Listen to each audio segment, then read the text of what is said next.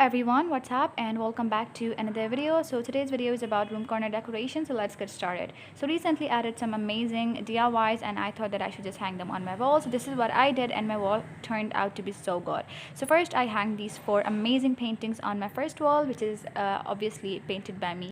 And I have even shared the tutorials of these paintings with you guys as well. If you haven't seen them, so just go ahead and touch the link in the description box below and you will be up with the tutorial.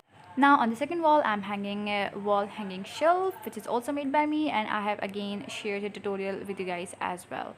Now I'm putting some scented candles on this, which is also made by me, and a beautiful painting, which is obviously painted by me again. And the last thing is a cute little pot, which is actually store-bought. Okay, so the next thing I'm gonna hang is this amazing canvas neon sign, which is also made by me, and I have shared a tutorial of this with you guys as well. So you have to go to the description box again in order to see the tutorial. Now I'm putting this amazing green pot over here, which I literally love a lot, and obviously this is store-bought.